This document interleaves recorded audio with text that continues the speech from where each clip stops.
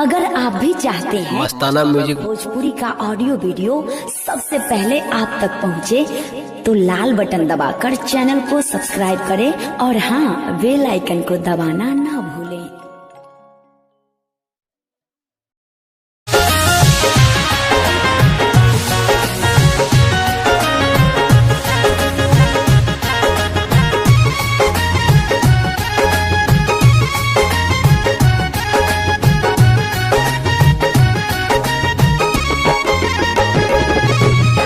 सुतलो पाओ करना मिलत हुई चैन हो, हरे घड़ी हमारे लाए हुई बेचैन हो। अखिया के कजारा धोवत हुई हो, अखिया के कजारा धोवत हुई हो। हमारा बिना एगो पगली रोवत हुई हो, हमारा बिना एगो पगली रोवत होई हो। सुतलो पाओ करना मिलत हुई चैन हो, हरे घड़ी हमारे लाए हुई बेचैन हो। अखिया के कजारा धोवत हुई हो रे, अखिया के कजारा धोवत हुई हो। हमारा बिना एगो पगली रोवत होई हो, हमारा बिना एगो पगली रोवत होई हो।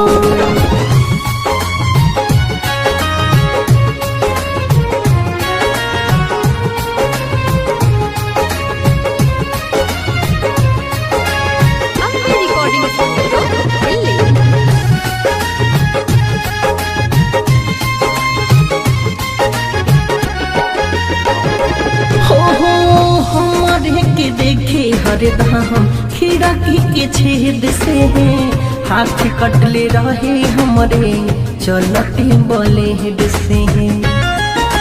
हो हमारे के देखे हरदम खिड़की के छेद से हाथ कटले रहे हमरे चलते ब्लेड से।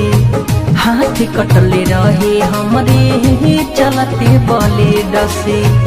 कैसे निकाल पाई हमारा के मन से, हमरे से प्यार करे ले बचपन से। गम के मोटारी ढोवत होई हो रे, गम के मोटारी ढोवत होई हो।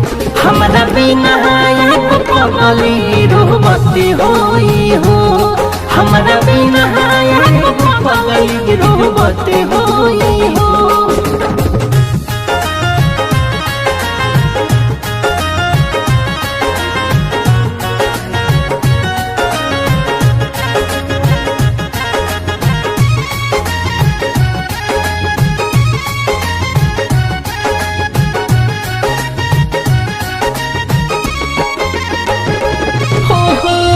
हिचकियावत हुई खैला के बाद हो, निर्मल जोगिस के जब करत हुई याद हो। हिचकियावत हुई खैला के बाद हो, निर्मल जोगेश के जब करत हुई याद हो। निर्मल जोगेश के जब करत हुई याद हो।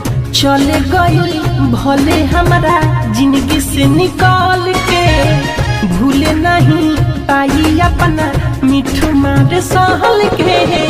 दिनों राती रही आज हद होई हो, दिनों राती रही आज हद होई हो। हमारा बिना एगो पगली रोवत होई हो, हमारा बिना एगो पगली रोवत होई हो। सुतलो पाओ करना मिलत हुई चैन हो, हरे घड़ी हमारे लाए हुई बेचैन हो। अखिया के कजारा धोवत हुई हो रे, अखिया के कजारा धोवत हुई हो। हमारा बिना एगो पगली रोवत होई हो, हमारा बिना एगो पगली रोवत हो।